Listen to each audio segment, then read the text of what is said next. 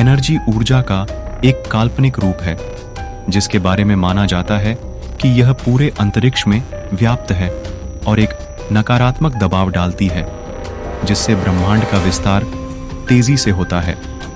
ब्रह्मांड के त्वरित विस्तार की टिप्पणियों से गुप्त ऊर्जा के अस्तित्व का अनुमान लगाया गया है और इसके गुण अभी भी ब्रह्मांड विज्ञान में सक्रिय शोध का विषय बना हुआ है। डार्क एनर्जी कितनी शक्तिशाली है?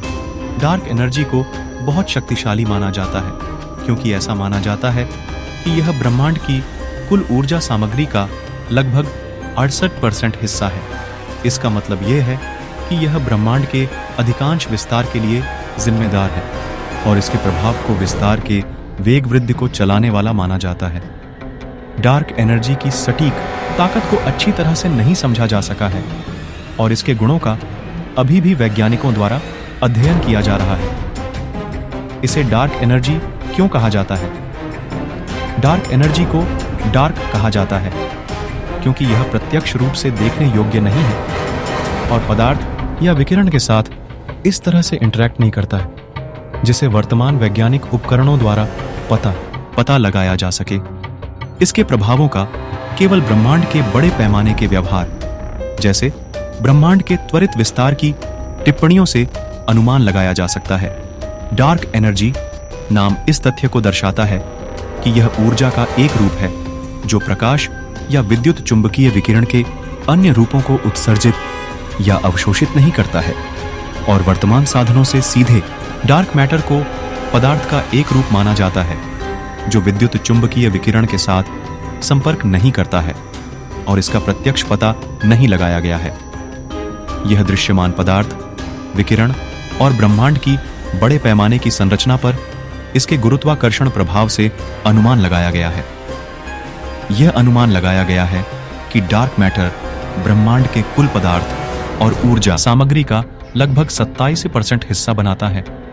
दूसरी ओर डार्क एनर्जी ऊर्जा का एक काल्पनिक रूप है जिसके बारे में माना जाता है कि यह पूरे अंतरिक्ष में व्याप्त है और एक नकारात्मक दबाव डालती है जिससे ब्रह्मांड का विस्तार तेजी से होता है। यह अनुमान लगाया गया है कि डार्क एनर्जी ब्रह्मांड के कुल पदार्थ और ऊर्जा सामग्री का लगभग 88% हिस्सा बनाती। ब्रह्मांड का कितना हिस्सा डार्क एनर्जी है? सबसे हालिया अवलोकन संबंधी आंकड़ों के अनुसार डार्क एनर्जी को ब्रह्मांड की कुल ऊर्जा सामग्री का लगभग 68% माना जाता है। इसका मतलब है कि यह ब्रह्मांड के अधिकांश विस्तार के लिए डार्क एनर्जी जिम्मेदार है और इसके प्रभाव को विस्तार के वेग वृद्धि को चलाने वाला माना जाता है। ब्रह्मांड में गुप्त ऊर्जा की सटीक मात्रा अभी भी अनिश्चित है और ब्रह्मांड विज्ञान में अनुसंधान का एक सक्रिय क्षेत्र है। डार्क एनर्जी की खोज किसने की थी?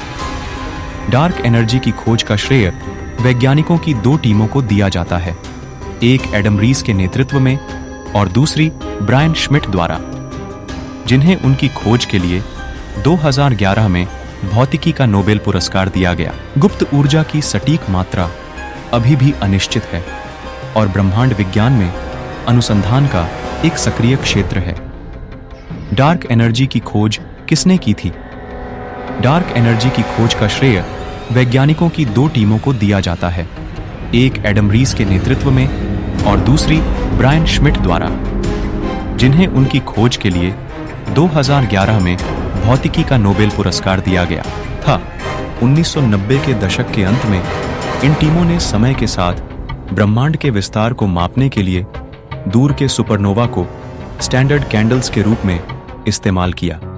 उन्होंने पाया कि ब्रह्मांड के विस्तार में तेजी आ रही है, जो एक आश्चर्यजनक और अप्रत्याशित खोज थी। इस वेग वृद्धि को डार्क एनर्जी की उपस्थिति के लिए जिम्मेदार ठहराया गया था, जिसके बारे में माना जाता है कि यह ब्रह्मांड की कुल ऊर्जा सामग्री का लगभग % हिस्सा है और एक नकारात्मक दबाव डालती है जिससे ब्रह्मांड का विस्तार तेज हो जाता है। वीडियो को लाइक करें, सब्सक्राइब करें और नए अपडेट्स के लिए घंटी बजाएं। और अगर तुम लोग नए हो तो सब्सक्राइब करो, वो जो लाल वाला बटन है उस पर फूट फेंक के मारो या फिर मोमबत्ती, मुझे नहीं पता, बस क्लिक हो जाना चाहिए।